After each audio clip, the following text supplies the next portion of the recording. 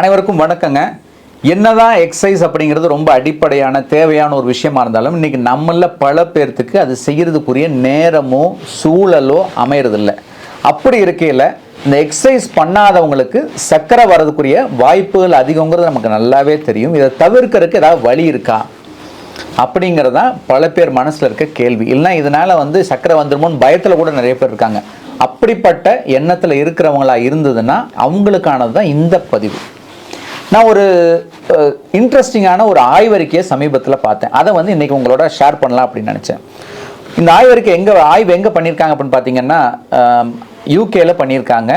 யூகேல கிட்டத்தட்ட ஒரு 22,706 பேருக்கு ஆக்சலரோமீட்டர் அப்படின்னு சொல்லக்கூடிய ஒரு வாட்ச் மாதிரி ஒரு கருவியை கையில் அவங்களுக்கு மாட்டி விட்டுட்டு அவங்களோட டெய்லி ஆக்டிவிட்டீஸை வாட்ச் பண்ணியிருக்காங்க. இவங்க யாருமே எக்ஸசைஸே பண்ண முடியாதவங்க, பண்ணாதவங்க.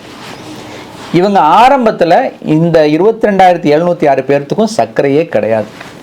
கிட்டத்தட்ட 7.9 வருஷம் அவங்கள ஃபாலோ பண்ணியிருக்காங்க. ஒரே ஒரு கண்டிஷன் தான், கண்டிப்பாக 3லேருந்து 4 நாள் அதை நீங்கள் எங்கள் வாரத்தில் மாட்டியிருக்கணும். அதே போல் ஒரு நாளைக்கு 16 மணி நேரம் நீங்கள் அந்த வாட்சை மாட்டியிருக்கணும் அப்படிங்கிற கண்டிஷன்ஸ் அப்ளை ஆனவங்க மட்டும்தான் டேட்டா எடுத்திருக்காங்க. அந்த டேட்டாவில் 3 விதமாக பிரிச்சிருக்காங்க. இப்படி பண்ணவங்களில் 3 விதமாக பிரிச்சிருக்காங்க. அவங்களோட தினசரி வேலைகளில் சுத்தமாக ஆக்டிவிட்டியே இல்லாதவங்க ஒரு குரூப் மாடரேட் இன்டென்சிட்டி இல்லை மாடரேட் விக்ரஸ் ஆக்டிவிட்டின்னு சொல்லக்கூடிய இப்போ நடக்கிறது, கொஞ்சம் ஸ்டெப்ஸ் ஏறுறது, படி ஏறுறது, இப்படி இருக்கிற ஆக்டிவிட்டி பண்ணுறவங்களையும், இன்னொரு குரூப் என்னென்னா அதாவது அப்பப்போ ஒரு விக்ரஸ் ஆக்டிவிட்டி பண்ணுறவங்க, திடீர்னு ஸ்டெப்ஸில் மேலே ஏறி போய் இப்போ ஒரு சூப்பர் மார்க்கெட்டில் வேலை செஞ்சுட்ருக்காங்க, ஒரு அவசரமாக ஒரு பொருள் வேணால் வேகமாக ஓடி போய் எடுத்துகிட்டு வருவாங்க. இல்லைனா அவங்களோட வேலை இதே அடிக்கடி கொஞ்சம் ஒரு பலுவை தூக்கிட்டு வெயிட்டை தூக்கிட்டு நடக்கிற மாதிரி இருக்கும். ஸோ அந்த மாதிரி இன்டென்சிட்டியான வேலையை அடிக்கடி தொடர்ந்து செய்ய மாட்டாங்க. ஒரு 30 செகண்ட், 1 நிமிஷம் அந்த வேலையோட ஒரு அளவு 1 நிமிஷம் அந்த அளவுக்கு தான் இருக்கும். ஸோ இப்படிப்பட்டவங்கள விக்ரஸ் ஆக்டிவிட்டின்னு சொல்லி ஒரு குரூப்பாக பிரிச்சிருக்காங்க. ஸோ இந்த 3 குரூப்பையும் இவங்க கம்பேர் பண்ணி 8 வருஷம் முடிவில் இதில் எவ்வளோ பேர்த்துக்கு சர்க்கரை வந்திருக்கு, யார் யாருக்கு எப்படிப்பட்ட அளவில் சர்க்கரை வந்திருக்குன்னு பார்க்கும்போது ஒரு இன்ட்ரெஸ்டிங்கான விஷயத்தை நம்மளுக்கு சொல்கிறாங்க. அதாவது கிட்டத்தட்ட இதில் இந்த ஃபாலோ பீரியடில் 665 பேர்த்துக்கு புதுசாக சர்க்கரை வந்திருக்கு. அதில் இந்த விக்ரஸ் ஆக்டிவிட்டின்னு சொல்லக்கூடிய 1 நிமிஷத்துக்காவது ஒரு நாளைக்கு ரொம்ப வேகமான ஆக்டிவிட்டி பண்ணவங்களுக்கு 36% அவங்களுக்கு சர்க்கரை வரதுக்குரிய வாய்ப்புகள் குறைவு. ஒரு நாளைக்கு எவ்வளோ ஆக்டிவிட்டி அவங்க பண்ணியிருக்காங்க அப்படின்னு பார்த்தீங்கன்னா ஆவரேஜாக பார்க்கும்போது 4 நிமிஷமாவது ஒரு நாளைக்கு விக்ரஸ் ஆக்டிவிட்டி, ரொம்ப ஹை ஹார்ட் ரேட்டோட ஆக்டிவிட்டி பண்ணவங்களுக்கு 36% சர்க்கரை வருவது குறைஞ்சிருக்கு. இவங்க எந்த விதமான எக்ஸசைஸும் பண்ணலை. அடுத்தது பார்த்தீங்கன்னா மீடியம் விக்ரஸ் ஆக்டிவிட்டி, அவங்க ஒரு நாளைக்கு கிட்டத்தட்ட ஒரு 20லேருந்து 25 நிமிஷமாவது மீடியம் விக்ரஸ் ஆக்டிவிட்டி, இப்போ நடக்கிறது, இங்கேருந்து அங்கே போகிறது, அங்கேருந்து இங்கே வர்றது, ஒரு படி ஏறுறது, இறங்குறது, இந்த மாதிரி விஷயங்களில் அவங்களோட 24 மணி நேரம் சைக்கிளில் ஒரு 25 நிமிஷமாவது அவங்க செஞ்சுருந்தாங்க அப்படின்னா அவங்களுக்கு சர்க்கரை வர்றதுக்குரிய வாய்ப்பு 46% குறைஞ்சிருக்கு. எதுவுமே பண்ணாதவங்களை விட, எந்த விதமான ஆக்டிவிட்டியும் பண்ணாதவங்களை விட. ஸோ இது ரொம்ப ஒரு முக்கியமான ஒரு தகவலை நமக்கு கொடுத்துருக்கு.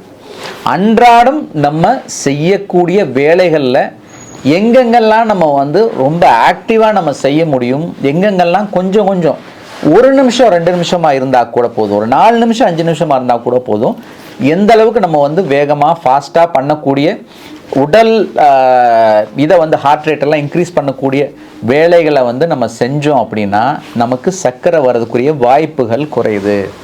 இந்த விஷயத்தை நம்ம ரொம்ப தெளிவாக புரிஞ்சுக்கணும். ஏன்னா நீங்கள் நிறைய பேர் சொல்கிற காரணம் என்ன, எனக்கு டைம் இல்லை டாக்டர், என்னால் பண்ண முடியல, எனக்கு எந்த மாதிரி சூழ்நிலை இல்லை, இப்படி எல்லாருமே சொல்கிறாங்க. ஸோ அவங்க சின்னதாக ஒரு விஷயம் பண்ணலாமே, அவங்க ஆஃபீஸில் அப்பப்போ எந்திரிச்சு நடக்கலாமே. அட்லீஸ்ட் நான் நடக்க முடியாதவங்களுக்கு எப்பவுமே சொல்கிற ஒரு சிம்பிளான ஒரு விஷயம் என்னென்னா, 1 மணி நேரத்துக்கு ஒரு 5 நிமிஷம் சின்னதாக ஒரு வாக் பண்ணுங்கள். தொடர்ந்து நடக்க முடியாது, 1 மணி நேரத்துக்கு 5 நிமிஷம் நீங்கள் பண்ணினீங்கன்னாவே கிட்டத்தட்ட 6 மணி நேரத்துக்கு உங்களுக்கு ஒரு 30 நிமிஷம் கண்டிப்பாக உங்களால் பண்ண முடியும். அதே 10 மணி நேரம் நீங்கள் பண்ண முடிஞ்சது அப்படின்னா 10 மணி நேரத்துக்கு 1 மணி நேரத்துக்கு 5 நிமிஷம் பண்ணிங்கன்னா 50 நிமிஷம் ஒரு நாளைக்கு ஆக்டிவிட்டி வரும். அது நீங்கள் ரெகுலராக போகிற வாக்கிங்கை விட அது பெட்டர். ஸோ இதை நான் தொடர்ந்து சொல்லிக்கிட்டு இருக்கேன். இன்னைக்கு இந்த ஆய்வறிக்கை வந்து அதுக்கு நமக்கு வந்து ஒரு மிகப்பெரிய ஒப்புதலை கொடுத்துருக்கு, எவிடன்ஸாக வந்து நமக்கு வந்து நிற்குது. ஸோ நிச்சயமாக எக்ஸசைஸ் அப்படிங்கிறது ரொம்ப அவசியமான ஒரு விஷயம். நான் எக்ஸசைஸ் பண்ணுறவங்கள நிப்பாட்டிட்டு நீங்கள் இந்த மாதிரி இதை மட்டும் பண்ணுங்கன்னு நான் சொல்லவே இல்லை. ரொம்ப தெளிவாக புரிஞ்சுங்க. எக்ஸசைஸ் பண்ணுறவங்க சந்தோஷமாக பண்ணிட்டுருங்க. இந்த வீடியோவை பற்றி நீங்கள் கண்டுக்காதீங்க. எக்ஸசைஸ் பண்ண முடியல, எக்ஸசைஸ் பண்ணுறதுக்கு நேரம் இல்லை அப்படின்னு சொல்கிறவங்க மட்டும் தினமும் அவங்களோட பண்ணுற வேலையில் எவ்வளவு தூரம் ஆக்டிவிட்டியை வந்து இன்க்ரீஸ் பண்ண முடியுமோ, அவங்களோட உடல் உழைப்பை இன்க்ரீஸ் பண்ண முடியுமோ, ஹார்ட் ரேட் அதிகப்படுத்துகிற மாதிரி வேலைகளை நீங்கள் செய்ய முடியுமோ, அதெல்லாம் நீங்கள் வந்து செஞ்சீங்க அப்படின்னா நிச்சயமாக உங்களுக்கு சர்க்கரை வரதுக்குரிய வாய்ப்பு 30லேருந்து 40% குறையும்.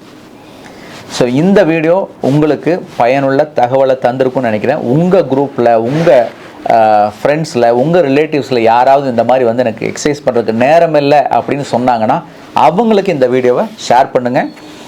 ஆரோக்கியம் என்பது அடிப்படையான ஒரு விஷயம், அனைவரும் அடைய வேண்டிய ஒரு விஷயம். ஸோ அதை வந்து நம்மளோட அறியாமையினால் வந்து நம்ம கிடைக்காம தவிர்த்து போயிடக்கூடாது. ஸோ நிச்சயமாக ஆரோக்கியமான ஒரு வாழ்க்கை முறைக்கு மாறுவோம். உடற்பயிற்சி என்கிறது அவசியம். உடற்பயிற்சி செய்ய முடியாதவர்கள் இந்த மாதிரி வந்து அவங்களோட தினசரி வேலையில் எந்த அளவுக்கு ஆக்டிவாக இருக்க முடியுமோ இருந்து சர்க்கரை வருவதை தவிர்க்கலாம். மீண்டும் ஒரு ஆரோக்கிய விழிப்புணர்வு பதிவோடு அடுத்த வாரம் சந்திப்போம். நன்றி, வணக்கம்.